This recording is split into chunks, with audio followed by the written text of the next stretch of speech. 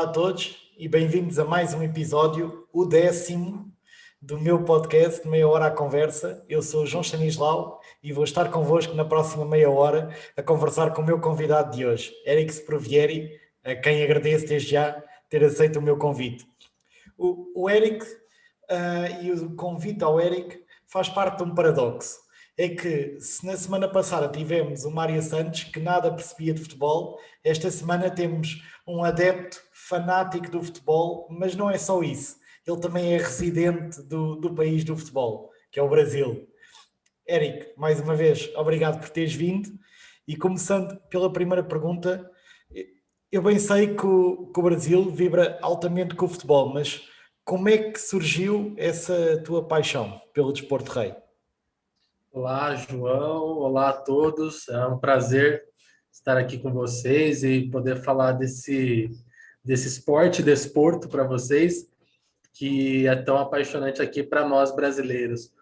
Olha, João, sinceramente, essa paixão pelo futebol começou desde criança, pois é algo que já vem passando por gerações, né? O meu avô sempre foi um grande São Paulino, o meu pai, o seguinte, também um grande São Paulino, e eu não poderia ser diferente, também me tornei um grande São Paulino e já tive várias oportunidades de acompanhar jogos do São Paulo e sempre são momentos assim inesquecíveis e de muita emoção. E pronto, tu naturalmente acompanhas não só o Brasileirão, que é o relativo aos campeonatos cá dos clubes, mas também as outras provas, porque vocês antes do Brasileirão têm várias provas a nível regional, mas falando só do Brasileirão, porque é mais conhecido, eu acho que é mais fácil para todas as pessoas, como é que é visto o Brasileirão? Quais são as suas características, os seus pontos fortes, os seus pontos fracos? Certo. O Campeonato Brasileiro, João, eu posso dizer para você que é um dos mais disputados do mundo. Por que um dos mais disputados do mundo? Se você pegar, por exemplo, a Liga Espanhola ou até a Liga Portuguesa, você vai ter no máximo 3 a 4 clubes concorrendo pelo título, né? No Campeonato Brasileiro, geralmente são entre 6 e 8 equipes que têm grandes chances de levar o Campeonato Brasileiro. Uh, Apesar de ele ser um campeonato muito competitivo, ao mesmo tempo é um campeonato que ainda carece de uma certa infraestrutura de alguns estádios, de alguns clubes, e também carece da questão da questão técnica de algumas equipes que ainda assim deixam a desejar e praticam o futebol de 20, 30 anos atrás. Percebo. E pegando nisso aí, o que eu acho interessante é que não há um campeão que seja muitos anos seguidos. Praticamente, de época a época, ou de duas em duas épocas, nós temos um campeão novo.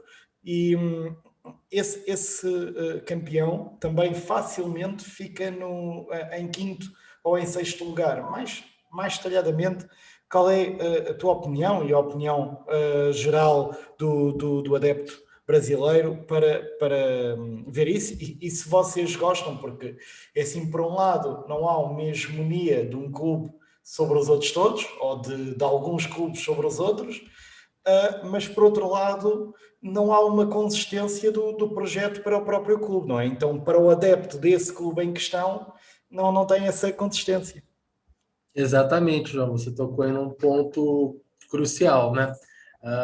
Para nós, quando é o nosso clube que está tentando manter a hegemonia, obviamente a gente deseja que continue ganhando muitos títulos, né? Mas é algo que não é nada recorrente aqui no Brasil, né? Tendo em conta aquilo que eu já lhe falei, de a gente ter em torno de 6 a 8 equipes muito bem qualificadas para ganhar o campeonato. Então, assim, essas equipes elas vão estar sempre competindo de igual para igual ou tentando alcançar aquelas equipes que estejam com a hegemonia naquele momento, né? E o outro ponto interessante que você tocou é justamente a questão de por que não dar continuidade a essa hegemonia. No Brasil, a gente tem uma cultura muito resultadista ainda, que visa exclusivamente o resultado e não o trabalho em si. Então, o mesmo treinador que ganhou os principais campeonatos no ano anterior, se ele tiver uma sequência ali de algumas derrotas, alguns empates, alguns tropeços inesperados, ele é facilmente demitido e começa-se o trabalho do zero novamente. Então, essa é uma das principais questões dos clubes não conseguirem manter a hegemonia, porque ainda visa simplesmente apenas o resultado e não o trabalho no todo. Pegando nisso que tu disseste,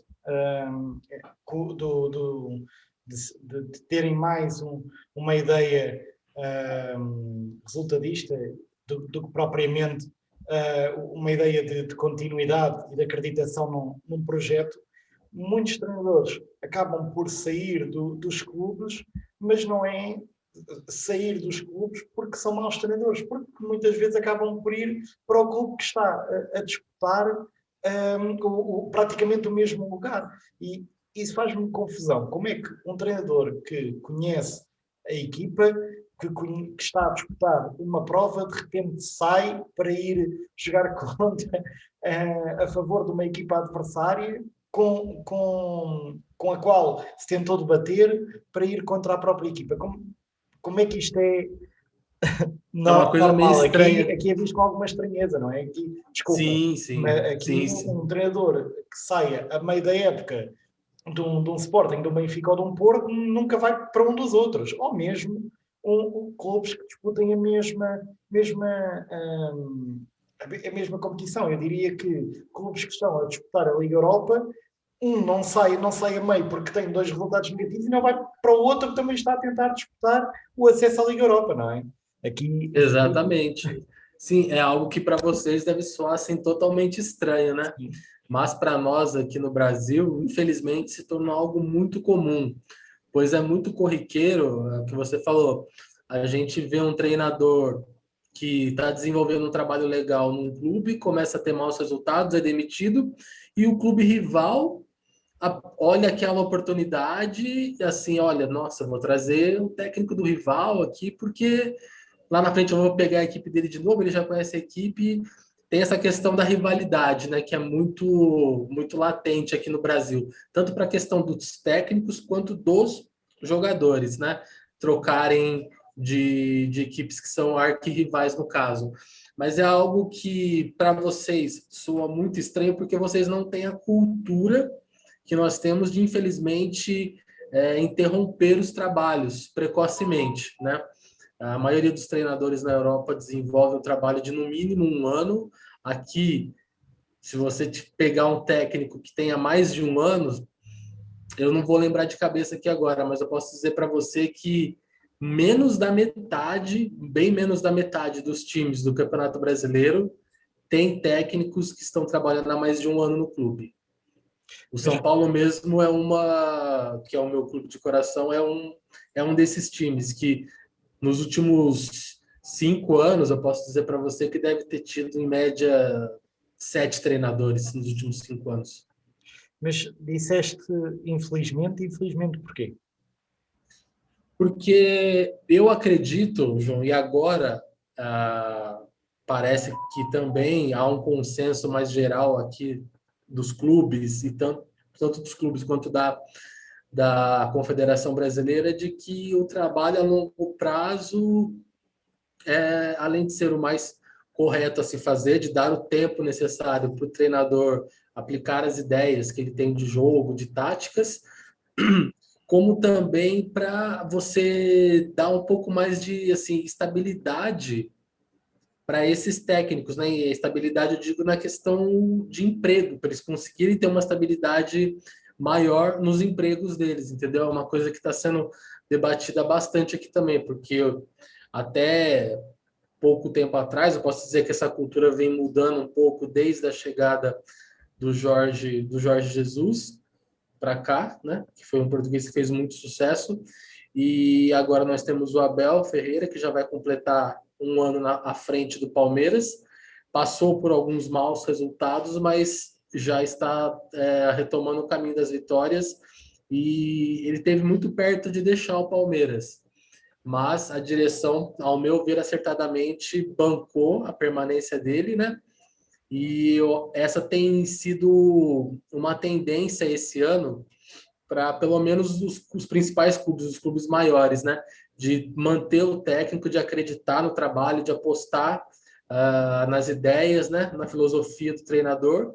E como eu te falei, né? A própria Confederação Brasileira quer mudar esse ciclo vicioso de trocas e mais trocas. Tanto é que o Campeonato Brasileiro desse ano vai ser permitido apenas uma troca de treinador por clube, que é para evitar justamente esse ciclo, né, de treinadores rodando de clubes em clubes. Mas falando nisso e falando também do Jorge Jesus, porque eu comecei a acompanhar mais atentamente o futebol brasileiro com a ida do Jorge Jesus, eu e vários adeptos portugueses, é normal, por uma questão de proximidade. Hum, Vocês trocam muito de treinadores, mas também têm muitos treinadores brasileiros. Portanto, a minha lógica é, quando tu despedes um treinador, é porque o projeto não está a resultar por alguma razão. Mas quando o Jorge Jesus foi, ele foi mal recebido. Ou seja, um projeto com um treinador brasileiro não serve e por causa disso trocam tanto de treinador. E atenção, eu não estou a referir que o treinador brasileiro é mau, estou a referir um facto, como tu disseste, que os clubes brasileiros trocam várias vezes de treinador. Mas quando chega um treinador estrangeiro, também é visto com alguma desconfiança. Porquê? Exatamente, isso aconteceu muito, João, devido a uma época, acho que há 3 a 4 anos atrás, a gente teve uma febre aqui de treinadores argentinos vindo para o Brasil. E naquela oportunidade, nenhum deles teve grande sucesso, muito por conta daquilo que eu também já expliquei, de não haver essa paciência com o desenvolvimento do trabalho.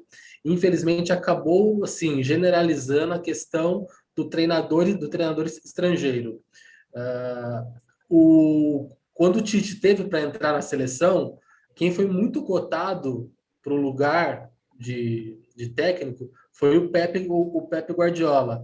E mesmo com tantos bons resultados, ter sido considerado, posso dizer assim, acho que um dos melhores técnicos aí dos últimos 10, 20 anos facilmente, ele teve uma rejeição grande ainda, porque uh, a, o público, né, brasileiro que acompanha futebol generalizou aquela imagem de o treinador estrangeiro não vai conseguir fazer nada de bom aqui também. Vide os argentinos que vieram para Palmeiras, Internacional, Grêmio e outros clubes grandes e não conseguiram obter nenhum resultado. Acho que isso explica o porquê da chegada do Jorge Jesus ter gerado muita assim, desconfiança, que foi logo quebrada com os excelentes resultados e conquistas, né, que ele conseguiu com a equipe do Flamengo. E achas que, com o sucesso que o Jorge Jesus teve no Brasil, com o sucesso, ainda que um pouco intermitente, que o Abel também teve e que felizmente ficou seguro, graças a essa mudança de mentalidade, achas que o treinador português tem hoje um caminho mais facilitado para o Campeonato Brasileiro? Sem dúvidas nenhuma, depois do sucesso do Jorge Jesus e do Abel Ferreira, os clubes brasileiros e a confederação têm olhado com bons olhos essa questão do treinador estrangeiro vindo para o Brasil, principalmente o treinador português, por conta da facilidade da língua, né? E um outro ponto muito positivo da vinda de um treinador estrangeiro para cá é que motivou os treinadores brasileiros a se aprimorarem cada vez mais. E a própria CBF, que é a Confederação Brasileira de Futebol, tem organizado eventos e cursos de aprimoramento para esses técnicos. Para o Campeonato Brasileiro de 2022, se eu não me engano, nenhum técnico vai poder dirigir algum time se ele não tiver uma certa licença. Eu não vou saber dizer agora qual que é, mas vai ter uma licença específica que esses treinadores vão ter que cumprir para poder dirigir um time de Série A, entendeu? E isso muito por conta do sucesso do treinador estrangeiro, que veio para cá e trouxe muitas das ideias que já se pratica na Europa há muitos anos, mas que a gente é, não é a realidade de todos os clubes aqui no Brasil ainda. Percebo. Sabes, eu quando comecei a gostar de futebol e a ver com atenção, ainda quando era mais jovem e por volta de 2006, 2007, por aí, hum, o Cruzeiro era o clube que estava no mal de cima e que tinha uma geração de jovens talentos muito boa, como por exemplo o Guilherme. Mas havia um jogador que eu gostava muito, que era o Foquinha. Ele fazia vários dribles com a cabeça. E pronto, eu gostava, não é? E sabes que por cá diz que o futebol brasileiro é muito o brinca na areia. Contudo, daquilo que eu vi da equipa do Jorge Jesus no Flamengo, não era nada assim.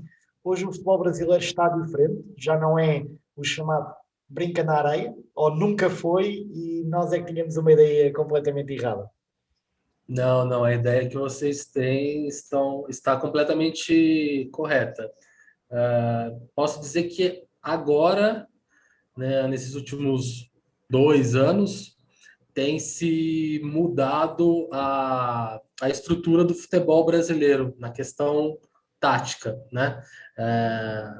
Como eu te falei, muitos dos clubes grandes do Brasil de Série A ainda praticam um futebol tático e técnico de 15, 20 anos atrás, pois os técnicos eles não tiveram nem a oportunidade e nem também o interesse de buscar essas novas ideias, entendeu? Porque a gente sempre foi muito apegado àquela ideia, nós somos o Brasil. Se a gente quiser, a gente pode ganhar a qualquer hora. Então, essa soberba, né, do tanto de nós, torcedores, quanto também de quem atua diretamente no futebol, atrapalhou muito essa questão da evolução técnica e tática do futebol brasileiro, né? Com a chegada desses técnicos estrangeiros, essa visão tem mudado. E eu acho que foi assim o que precisava, né, acontecer para todo mundo parar e pensar, não, peraí, esse é o caminho que a gente deve seguir agora. É legal, futebol arte que a gente fala, cheio de firulas, de fintas, mas ele não tem sido mais objetivo, né? Não tem conquistado o que ele conquistou nos últimos anos, entendeu? Tanto é que o Brasil não vence uma Copa do Mundo desde 2002. E isso é um sinal de alerta, de peraí, tem alguma coisa errada. Por que a gente não consegue mais chegar? Porque a maioria das seleções europeias avançaram nessa questão tática, técnica e física, e nós ainda acreditávamos naquele futebol arte, que era praticado ali pela seleção de 70, de 82, e até a seleção dos anos 90 também, com grandes craques, né, como Ronaldo, Romário, Rivaldo. Então, entrando aí já na seleção, esclarece-me uma curiosidade. É que os clubes brasileiros apostam muito no jogador nacional. A maior parte, sei lá, 95% dos jogadores que atuam no Brasileirão ou no Campeonato Brasileiro são jogadores brasileiros. No entanto, a seleção do Brasil, maioritariamente, são jogadores que jogam na Europa. Pronto, eu sei que há aqui questões financeiras, mas será só isso? Ou o futebol europeu é mais apelativo? Sem dúvidas nenhuma, João, sem dúvidas nenhuma, é muito mais apelativo, não só pela questão financeira, como também passou a ser o desejo e sonho de todo jogador que deseja se desenvolver no futebol.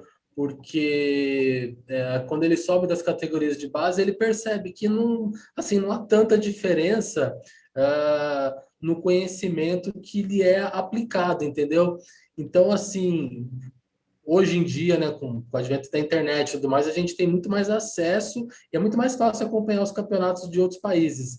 E a gente vê no futebol que se pratica lá fora, comparando com o nosso, há uma assim, distância gigantesca, né, no que diz respeito à questão técnica e tática. Então, todos os jogadores jovens que sobem para os clubes principais, não tem mais o desejo de, olha, agora eu subi para o profissional eu quero ficar aqui, eu quero ganhar títulos, eu quero fazer história. Não, eu subi, quero me destacar para conseguir uma vaga em algum clube da Europa, porque eu sei que é lá que eu vou conseguir me desenvolver. E isso também tem ajudado a Confederação Brasileira enxergar que, peraí, a gente precisa mudar a estrutura do futebol, né? A estrutura num todo, para a gente ver se a gente consegue reter por mais tempo esses craques. Obviamente, a gente não vai conseguir manter um Neymar no auge por metade da carreira dele aqui no país, mas pelo menos a gente pode oferecer um pouco mais tanto de estrutura quanto de conhecimentos, né, táticos, técnicos, enfim, para esse jogador se sentir mais atraído pelo futebol brasileiro e não desejar sair tão cedo, que é o que acontece hoje. Percebo. E deixa-me fazer aqui um contexto para te fazer uma pergunta, porque tu disseste que o futebol brasileiro ou os jogadores brasileiros pensavam isto mais tarde ou mais cedo, nós vamos resolver isto. Talvez porque o Brasil sempre criou muito talento e realmente era difícil quando tu tiveste tantos atacantes, tantos jogadores de meio campo, tantos defesas com tanta qualidade, é difícil tu não pensares que aquela equipa realmente não resolve sozinha, não é? Mas a verdade é que o futebol brasileiro, e estou a falar agora a nível de seleção, já não está a conseguir ser tão forte e tão decisivo como era há uns anos atrás. E como tu disseste, já não ganha uma competição desde 2002. E, no entanto, já houve um Mundial no Brasil, houve agora a Copa América, portanto, falta de força não tiveram, falta de meios não tiveram, mas já não estão a conseguir. O que é que se está a passar para uma seleção que eu sempre ouvi dizer desde pequeno que todo mundo tenta, mas só o Brasil é penta? O que é que se está a acontecer? Pois é, João. Essa era uma frase que era muito popular aqui, né? Porque se a gente pegar a seleção brasileira, pelo menos da minha geração, eu pelo menos via a seleção brasileira chegar em 3 finais seguidas de Copa do Mundo, que é uma coisa muito difícil de se ver hoje em dia. Então, assim, o torcedor brasileiro, o público brasileiro, ficou muito mal acostumado em ter uma seleção que, assim, é o que você falou, qualquer hora a gente vai ali e decide, porque a gente tem esses craques. Só que isso tem mudado muito, como eu te falei. As seleções europeias, elas têm evoluído demais nos últimos anos. E a gente acabou acreditando naquele conto de, olha, nós somos Brasil, somos os brasileiros, e a história sempre mostrou que quando a gente quiser, a gente vai lá e consegue. Mas não tem mais sido assim, né? E enxergando isso, enxergando esses fracassos que a gente tem tido em Copas do Mundo, o de 2014 aqui no Brasil, ao meu ver, eu acho que é o maior vexame de uma seleção em Copas do Mundo, porque você tem uma seleção jogando dentro de casa e perdendo de 7-1. Eu acho que é uma coisa que a gente não vai ver tão cedo, novamente, entendeu? Então, assim, depois de protagonizar episódios tão assim, vexatórios como esse, a gente parou para observar e buscar, não, peraí, a gente precisa agora de um técnico que venha com um pouco mais de bagagem, que busque um pouco mais de conhecimento para a gente novamente se equiparar às seleções europeias e conseguir competir de igual para igual, que é o que o Tite tem tentado fazer, porém ainda não obteve assim grandes êxitos em nível internacional, né? Porque infelizmente para nós brasileiros a Copa América não tem muita importância porque a gente sempre ganha a Copa América. Não é como para outras seleções da Europa, por exemplo, que ganhar uma Eurocopa é algo importante. Para nós, não. Infelizmente, para o brasileiro só vale a Copa do Mundo. Se não for a Copa do Mundo, a seleção não presta. Mesmo assim, custa perder a Copa América para a Argentina, não é? Exatamente. E foi algo que nós não estávamos acostumados e infelizmente agora a gente está vendo que nem dentro da nossa própria região, que é aqui no caso a América do Sul, a gente tem mais esse domínio total que era visto nos últimos anos. E é algo que serve de alerta, né, para a seleção, tendo em vista a Copa do Mundo no ano que vem no Catar. Eu sei que segues o nosso campeonato português e a seleção portuguesa. Quais é que são as principais diferenças do futebol brasileiro para o futebol português? Sem dúvidas nenhuma, João, a questão tática e técnica e a questão física. O jogo praticado por vocês é um jogo muito mais físico do que o que a gente pratica aqui no Brasil. E a questão tática, né, que está assim, anos à frente do que a gente observa nos clubes aqui do Brasil. E para terminar, apesar da exportação, eu diria em massa, do jogador brasileiro, nem todos dão certo. Talvez o caso mais conhecido aqui em Portugal seja o do Gabriel Barbosa ou do Gabigol, uma vez que ele teve sucesso no Brasil e depois veio para a Europa, inclusive esteve no Benfica e depois voltou para ser treinado por Jorge Jesus e voltou a ter sucesso no Brasil. Ou seja, nem todos os jogadores que vêm para a Europa têm um grande sucesso a nível europeu e têm muitas vezes que regressar ao Brasil para voltarem a ter o sucesso que os levou um determinado clube europeu a contratá-los inicialmente. Porque é que há jogadores que só rendem no Brasil? Olha, João, eu acredito piamente que isso tem total paralelo com a questão do desenvolvimento tático e técnico do jogador. Como eu te falei, o jogador brasileiro ele não tem ele não tem muita vivência, né, com treinadores que possuem um grande conhecimento do futebol. E esses jogadores, quando vão para fora e se deparam com esses técnicos que têm maneiras diferentes de jogar, onde existem jogadores que não têm posição física, posição fixa, são jogadores polivalentes, a gente pode dizer. O jogador brasileiro se assusta com aquilo porque ele não está adaptado, ele não consegue se adaptar e entender o esquema de jogo que está sendo proposto, entendeu? Porque é algo que não foi trabalhado desde a base dele, que deveria ter sido feito aqui no Brasil, para quando ele chegasse na Europa e tivesse muito mais facilidade de se encaixar, né, nos mais variados modelos de jogo que são propostos aí, entendeu? Então eu acredito que seja isso, a dificuldade de se adaptar ao modelo de jogo europeu, que nem todos conseguem. Percebo. Mesmo só para terminar, eu tenho uma rubrica aqui no meu canal, que é o tempo de compensação, que são perguntas rápidas, que eu te pedia também uma resposta rápida. Vamos a isso? Vamos, bora.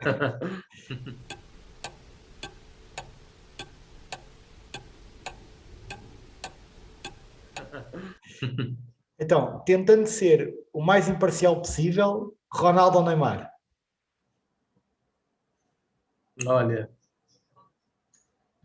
Ronaldo, porque apesar de serem dois grandes jogadores, eu acho o Ronaldo muito mais um cara muito mais profissional do que o Neymar. Okay. E se tivesses que fazer o melhor 11 brasileiro de sempre, assim, de cabeça, os primeiros que te vinham, quais é que seriam? Olha, vou montar um 3-5-2 clássico aqui do Brasil. Seria Tafarel no gol. Na zaga eu colocaria dos que eu vi jogar, né, da minha época aqui. Aldair, Ricardo Rocha e Lúcio. Cafu e Roberto Carlos nas laterais, não teria como ser diferente. Vou colocar o Casemiro, que é dessa nova geração. Eu acho que ele tem desenvolvido um trabalho excelente na seleção, tanto também no Real Madrid, como volante. Do meio para frente já começa a ficar difícil, né? Porque, como você falou, são tantos craques, né? Que a gente fica meio perdido. Mas, por questão assim, de memória afetiva também, eu vou escalar Rivaldo, Ronaldinho Gaúcho e no meio de campo. Rivaldo, Ronaldinho Gaúcho e... Deixa eu ver quem que eu vou completar ali, aquele meio de campo. Talvez o Adriano Imperador. E no ataque eu vou deixar Ronaldo e Romário. Ronaldo Fenômeno e Romário, que para mim o Romário foi o maior finalizador dentro da área que eu já vi. Melhor camisa 11 mesmo. Aquele que dentro da área dificilmente perderia um gol. E eu fico com o Romário. Percebo. Isso é bom quando a pessoa fica indecisa e pensa, espera, há tantos craques, como é que eu vou fazer aqui? Pois é. Bom, Éric, a conversa está muito boa. Infelizmente não há tempo para mais, já estamos aqui a bater na meia hora. Muito obrigado por teres aceito o meu convite. A todos os que assistiram, também muito obrigado. Eu espero que tenham gostado. Deixem a vossa reação, quer gostem, quer não gostem, comentem o que é que seria de melhorar, o que é que vocês pretendem aqui para o canal. E quero também dizer que este é o 10º episódio do canal e que se não fosse todas as pessoas a assistirem e as mensagens que às vezes vocês me mandam a dizer que estão a gostar, que devia de ser isto, devia de ser aquilo, não valia mesmo a pena.